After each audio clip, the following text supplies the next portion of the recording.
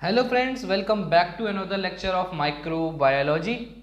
आप सभी कैसे हैं? होपफुली आप बहुत अच्छे ही होंगे। आज के इस लेक्चर में हम चालू करने जा रहे हैं क्लास 11th केमिस्ट्री का आयोनिक इक्विलिब्रियम वाला कॉन्सेप्ट। होपफुली आपने इसका केमिकल इक्विलिब्रियम वाला लेक्चर अटेंड कर लिया होगा। अगर आपने उसको अटेम्प्ट नहीं करा तो कोई बात नहीं, आपको लिंक डिस्क्रिप्शन में मिल जाएगा, आप वहाँ पे जाके देख सकते हो। ठीक है, इस कॉन्सेप्ट को चालू करने से पहले आपको बस दो बात बताना चाहूँगा। अगर आपने केमिकल इक्विलिब्रियम पढ़ा है तो थोड़ा बहुत आपको आएगा ही समझ में। अगर वो आपने नहीं पढ़ा तो आपको ये बहुत कम समय में आएगा। यानी उसको पहले आपको केमिकल इक्विलिब्रियम को एकदम अच्छी तरीके से समझ के आना है, देन आयनिक इक्विलिब्रियम को समझना है। देन आगे एक और लास्ट बात कहते हैं कि आयनिक इक्विलिब्रियम जो है बहुत इंपॉर्टेंट है in comparison to chemical equilibrium. बस दो बात कहनी है मुझे आपसे। ठीक है, हो गई वो। आगे देखते हैं। आज के हमारे इतने सारे गोल रहेंगे, लेकिन इसमें कुछ मेन गोल रहेंगे यहाँ से लेके यहाँ तक के। इन्हें हमें अच्छी तरीके से समझना है, बहुत अच्छी तरीके से, वो भी। ठीक है, क्लियर है ना? ठीक है, बहुत बढ़िया। आगे देखते हैं भाई। सबसे पहले हम देखते हैं होमोजीनियस एंड हेटेरोजीनियस इक्विलिब्रियम। तो देखिएगा, when all reactant and products are in same phase in reaction then homogeneous equilibrium take place. Example, H2 plus I2 is equals to 2HI। यानी किसी भी रिएक्शन में अगर रिएक्टेंट और प्रोडक्ट दोनों के दोनों एक ही फेस में हैं, चाहे वो गैस हो चाहे वो लिक्विड हो, ठीक है, तो ऐसी कंडीशन में वो होमोजीनियस इक्विलिब्रियम कहलाए जाएंगे। ठीक है, जैसा आप एग्जांपल देख सकते हो, H2 प्लस I2, ठीक है, इज इक्वल्स टू 2HI। इसमें रिएक्टेंट भी दोनों गैस हैं और प्रोडक्ट एक गैस है। ठीक है, जिससे प्रमाणित होता है कि वो होमोजीनियस है। हेटेरोजीनियस की अगर हम बात करें तो इसमें प्रोडक्ट एक रिएक्टेंट और प्रोडक्ट एक या एक से ज़्यादा फेस में प्रेजेंट हो सकते हैं। ठीक है, ओके। जैसे एग्जांपल देख लो आप, CaCO3 is equals to CaO plus CO2। इसमें CaCO3 क्या है? सॉलिड है। CaO क्या है? सॉलिड है। CO2 क्या है? गैस है। तो कंडीशन यहाँ पे गड़बड़ आ गई, तो हेटेरोजीनियस हो गया ये। क्यों? क्योंकि एक से ज़्यादा फेस में प्रेजेंट है आपके रिएक्टेंट और प्रोडक्ट। ठीक है, हेटेरोजीनियस में एक और बात होती है कि इसमें प्योर सॉलिड और प्योर लिक्विड का जो मोलर कंसंट्रेशन होता है उसे मानते हैं कांस्टेंट। ठीक है, क्लियर? चलिए आगे देखते हैं। Degree of ionization. Degree of ionization basically एक टाइप का फ्रैक्शन होता है जो टोटल नंबर ऑफ मॉलिक्यूल्स होते हैं आपके इलेक्ट्रोलाइट के, वो डिसॉल्व होते हैं और वो इक्विलिब्रियम के दौरान आयनाइज होने लग जाते हैं। बस इतनी सी बात है। ठीक है, क्लियर? क्लियर। चलिए आगे देखते हैं। Arrhenius concept of acid and bases, ये आपने 9th क्लास में ही पढ़ा होगा होपफुली। देखिएगा, आर्हेनियस कॉन्सेप्ट ये कहता है आपसे कि जो एसिड है वो H पॉजिटिव आयन देते हैं अपने एक्वस सॉल्यूशन में। एक्वस सॉल्यूशन तो आप सभी को पता होगा क्या होता है। ठीक है, तो ये होते हैं कि जो H पॉजिटिव आयन देते हैं अपने एक्वस सॉल्यूशन में। ठीक है, बेसिस क्या है? बेसिस एक ऐसे सब्सटेंस होते हैं जो कि OH नेगेटिव आयन देते हैं अपने एक्वस सॉल्यूशन में। ठीक है, अच्छा, इनकी ये लिमिटेशन होती है कि केवल और केवल एप्लीकेबल होते हैं आपके एक्वस सॉल्यूशन तक। ठीक है, ओके, इससे ऊपर कहीं एप्लीकेबल नहीं होंगे ये। ब्राउनस्टाइन लॉरी कॉन्सेप्ट की बात करें तो ये एक ऐसे साइंटिस्ट थे जिन्होंने कहा था कि एसिड एक ऐसा सब्सटेंस होता है जो कि डोमिनेट करता है H पॉजिटिव को, और बेसिस एक ऐसा सब्सटेंस होता है जो कि एक्सेप्ट करता है H पॉजिटिव को। ठीक है, इन्होंने एक और बात ये कहा कि अगर आपके पास कोई बेस है या आपके पास कोई एसिड है तो उसका कॉन्जुगेट एसिड या बेस क्या होगा। सपोज करो आपका पास कोई स्ट्रॉन्ग एसिड है तो उसका कॉन्जुगेट, अब कॉन्जुगेट क्या है? कॉन्जुगेट यानी उसका पेयर, उसका पेयर कैसा कौन होगा? वीक बेस होगा, स्ट्रॉन्ग बेस होगा, कैसा होगा? तो उन्होंने ये कहा कि अगर आपका स्ट्रॉन्ग एसिड है तो आपका जो कॉन्जुगेट बेस होगा वो होगा वीक बेस, और अगर आपका स्ट्रॉन्ग बेस है तो आपका कॉन्जुगेट एसिड होगा वीक। ठीक है, ये कहा बस उन्होंने। क्लियर? क्लियर। चलिए आगे देखते हैं। लेविस एसिड्स एंड बेसिस का, लेविस ने एक कॉन्सेप्ट और दिया कि एसिड एक ऐसा स्पीसीज है जो कि एक्सेप्ट करता है इलेक्ट्रॉन पेयर को। ठीक है, और बेस एक ऐसा स्पीसीज है जो कि डोनेट करता है इलेक्ट्रॉन पेयर को। ठीक है, देखिए जैसे एग्जांपल से समझते हैं हम इसे। जैसे आपका F नेगेटिव है, ठीक है, जब ये एक्सेप्ट कर लेगा H पॉजिटिव को तो क्या बन जाता है आपका? HF बन जाता है। बस क्लियर। ऐसे ही H पॉजिटिव है, जब वो क्या कर लेगा? OH नेगेटिव को क्या कर लेगा? एक्सेप्ट कर लेगा। वेरी गुड, तो क्या बन जाएगा? H2O बन जाएगा। क्लियर है ना? बस तो आगे देखते हैं ionization constant of water and its product, very very important, ध्यान समझना। देखिएगा रिएक्शन आप देख सकते हो H2O प्लस H2O is equal to H3O positive plus OH negative. सबसे पहले H3O को हम बोल सकते हैं यहाँ पे H पॉजिटिव, ठीक है, ओके। तो अब आपने ये कहा कि सबसे पहले तो अब हमें ये बताओ कि H2O और H2O एक साथ रिएक्ट कैसे होगा, ये बताओ पहले आप, ठीक है। देखिए ऐसी कंडीशन में एक H2O होगा एसिड और एक H2O होगा बेस, ठीक है, ओके। तब होगा इससे पहले केमिकल इक्विलिब्रियम में हमने ये समझा था कि इक्विलिब्रियम कांस्टेंट क्या होता है, इसलिए मैंने आपसे कहा था कि इक्विलिब्रियम केमिकल इक्विलिब्रियम को पढ़ के ही से पढ़ें, ठीक है। तो क्या होता है Kw is equal to molar concentration of product upon molar concentration of reactant. यहाँ पर ये प्योर हैं, प्योर लिक्विड हैं, तो इसलिए इनकी वैल्यू क्या होगी 1 होगी, तो उसको हम करेंगे नेगलेक्ट, यानी Kw की वैल्यू जो आएगी वो आएगी molar concentration of H3O positive multiply OH negative molar concentration, ठीक है।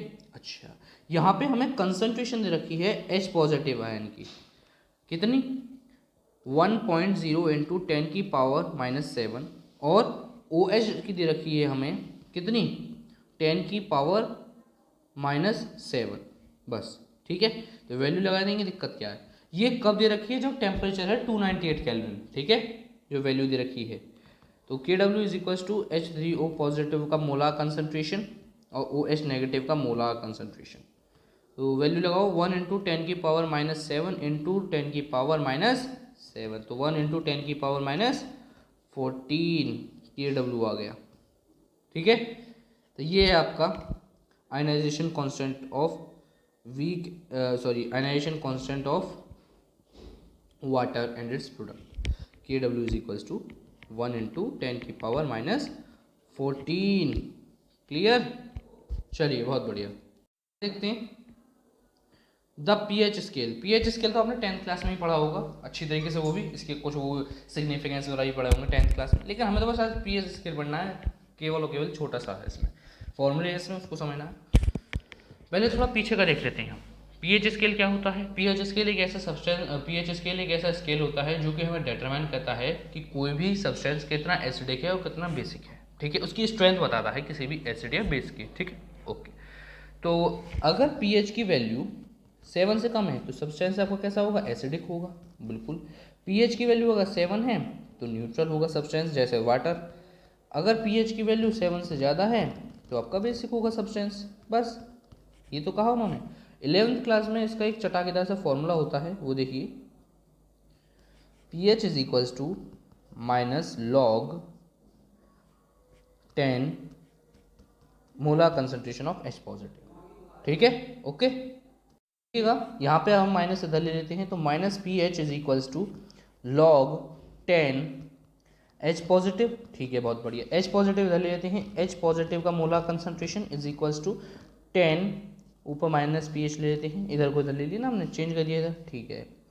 तो आओ pH की वैल्यू अगर ऐसी कंडीशन में 0 है तो H पॉजिटिव का मोलर कंसंट्रेशन 10 की पावर -0 तो 1 हो जाएगा, ठीक है।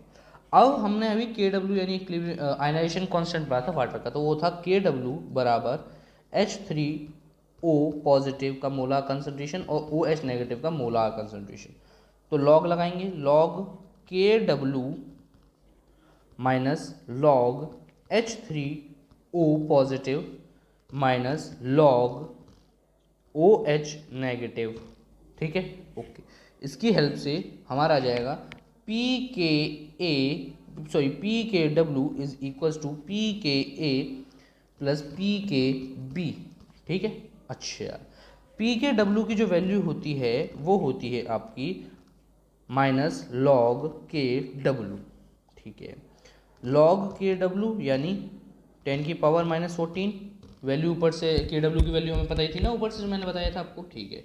तो 10 की पावर -14, तो माइनस माइनस लगाएंगे अब, तो इज इक्वल्स टू -14 और 10, ठीक है।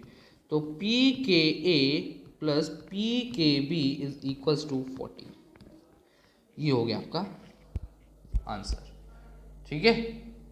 क्लियर, पीएच स्केल की यहाँ ये प्योर वैल्यू है। वो तो pH is equal to -log10 H positive, ये तो होता है न्यूमेरिकल के लिए, और ये है प्योर चीज। ठीक है, क्लियर। देखो भाई लॉग वगैरह आपको समझने पड़ेंगे, ये रटने पड़ेंगे। आगे देखते हैं, ionization constant for weak acids, बहुत इंपॉर्टेंट है भाई, इंपॉर्टेंट। चलो रिएक्शन से समझेंगे। चलो HX नाम की रिएक्शन होती है, HX नाम का सब्सटेंस रिएक्ट करता है H2O के साथ, इक्विलिब्रियम, तो H3O पॉजिटिव बनता है और क्या बनता है, X नेगेटिव बनता है। Clear, okay sir. अब यहाँ पर इनिशियल कंसंट्रेशन जो है, ठीक है, स्टार्टिंग वाला जो कंसंट्रेशन है इसका, वो C है। ठीक है, इसका मैं मानूंगा नहीं, क्यों, प्योर लिक्विड है भाई, ये शून्य होंगे, क्यों, क्योंकि बने ही नहीं है तब तक। ठीक है, इक्विलिब्रियम पर आते आते, एट इक्विलिब्रियम क्या होगा, इसमें से कुछ आइटम रिड्यूस होगा, इसमें से कुछ सब्सटेंस खत्म होगा, क्यों, क्योंकि प्रोडक्ट बनता जा रहा है, इसमें से कुछ आइटम कम होगा, तो जिससे प्रोडक्ट में बढ़ेगा वो आइटम। तो यहाँ से -C अल्फा कम हो रहा है, यहाँ पे +C अल्फा होगा, क्यों, क्योंकि ये इसमें तो प्लस हो रहा है, इसी तरीके से यहाँ पे C प्लस होगा। ठीक है, अब मुझे पता है कि इक्विलिब्रियम कांस्टेंट का फॉर्मूला पता है, लेकिन अब मैं निकाल रहा हूँ यहाँ पे वीक एसिड के लिए, तो Ka आएगा भाई। ठीक है, तो मोलर कंसंट्रेशन ऑफ सॉरी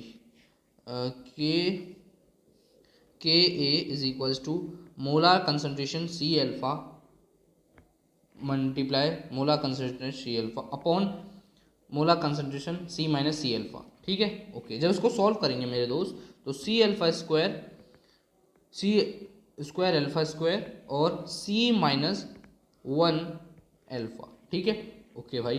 तो क्या आएगा, आंसर आएगा overall Ka is equals to C alpha square upon 1 minus C alpha. ये आ गया ionization constant for weak acid. खत्म कहानी। सही में आया क्या, समझ में आया तो 3 नंबर आपको मिल गए। पहले सबसे पहले इनिशियल कंसंट्रेशन, फिर इक्विलिब्रियम पे आते आते कुछ तो कम ही होगा यार, कॉमन सी बात है। इतना तो आप वो भी करो ना, आप वो बना रहे हो, कुछ रोटी बना रहे हो या कुछ भी आइटम बना रहे हो आप, तो कुछ तो कम होगा उसमें से। जैसे आप रोटी बना रहे हो, तो रोटी बनाए जा रहे हो तो आइटम तो बन रहा है, लेकिन वहाँ से आइटम खत्म भी तो हो रहा है, वहाँ से खत्म हो रहा है तभी तो यहाँ पे आइटम बन रहा है। तो बस रिएक्टेंट यानी आपका आटा खत्म हो रहा है, तो प्रोडक्ट में आपकी रोटी तो बन नहीं है, बस खेल खत्म। ठीक है, अब देखो भाई मेरे दोस्त, ionization constant for weak bases, समझो इसे। इसके लिए हम लेंगे MOH नाम का एक कॉमन सा MOH, इक्विलिब्रियम M पॉजिटिव और OH नेगेटिव। क्लियर, ठीक है भैया। तो अब इनिशियल कंसंट्रेशन वही C होगा, ये शून्य शून्य होंगे क्योंकि बनी नहीं है। इसमें से फिर वही C माइनस C अल्फा होगा इक्विलिब्रियम पर, इसमें C प्लस अल्फा होगा। ठीक है, इसमें क्या होगा, C प्लस अल्फा होगा। ठीक है, इसी तरीके से यहाँ पे C प्लस अल्फा होगा। ठीक है, C अल्फा होगा सॉरी। ठीक है, अब K भी निकालेंगे उसके लिए, बेस के लिए, तो K भी बराबर वही M पॉजिटिव का मोलर कंसंट्रेशन मल्टीप्लाई OH का molar concentration upon molar concentration of MOH। ठीक है, वैल्यू लगाओ भाई, तो माइनस C अल्फा का मोलर कंसंट्रेशन, ये वैल्यू लगाओ। ठीक है, तो C माइनस C अल्फा। ठीक है, तो C square alpha square upon C minus C alpha. ठीक है, तो कट जाओ, तो आंसर आएगा आपका KB is equals to C alpha square upon minus C alpha. यहाँ पर आपका आ जाता है चटाकेदार सा आंसर। ठीक है, क्लियर, ये हो गया आपका वीक बेस के लिए। क्लियर है, सही में आया। चलिए, बहुत बढ़िया बहुत बढ़िया, मज़ा आ गया। चलिए आगे देखते हैं। तो आज का लास्ट कॉन्सेप्ट, और जो कि बहुत इंपॉर्टेंट कॉन्सेप्ट है आपका, तो उसको समझ लेते हैं अच्छी तरीके से, ठंडे दिमाग से, ठंडे मूड से।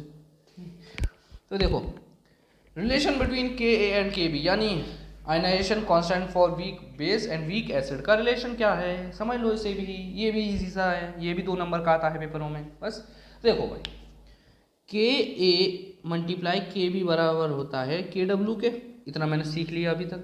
ठीक है, मैंने लॉग लगा दिया, minus log Ka dot Kb multiply यानी डॉट। ठीक है, इसी तरीके से माइनस लॉग Kw, लो भाई, तो माइनस लॉग Ka ठीक है, माइनस लॉग के बी, ठीक है, इसी तरीके से माइनस लॉग के डब्ल्यू हो जाएगा इधर, ठीक है। तो आपका ये लॉग लॉग करते करते करते आपका आएगा आंसर पी के ए प्लस पी के बी बराबर पी के डब्ल्यू। ये आप क्या होगा रिलेशन बिटवीन के ए एंड के बी। बस खेल खत्म, पैसा जम टनाटन टन। ठीक है, क्लियर है ना। पी के डब्ल्यू क्या था बताओ, के डब्ल्यू क्या था, ionization constant for water and its product, और पी के क्या था, ionization constant for weak acid, और पी के बी क्या था, ionization constant for weak base. तो ये रिलेशन हो गया, यानी ionization constant of weak acid plus ionization constant of weak base बराबर होगा आपके किसके, किसके होगा, आयनाइजेशन कांस्टेंट ऑफ वाटर। बस ये है छोटी सी बात इसमें। सो फ्रेंड्स, होपफुली आपको इस समय आया होगा आज का ये lecture. So by this we have completed the ionic equilibrium whole. So आशा करता हूँ ये समय आया होगा। इसकी हेल्प से हमारा पूरा इक्विलिब्रियम वाला कॉन्सेप्ट क्लियर होता है आपके माइंड में, मैं आशा करता हूँ। और आप टेंशन ना लो, इसकी न्यूमेरिकल भी आएंगे बहुत जल्दी आपके इसी चैनल पर। तो lastly leave a like and subscribe the channel and press the bell icon for notification. ठीक है, तो इसके बहुत जल्दी क्वेश्चन आंसर्स भी आएंगे, तो तैयार रहना चैनल पर। ठीक है, नोटिफिकेशन मिल जाएगी आपको, तो नोटिफिकेशन वाला घंटा भी दबा देना।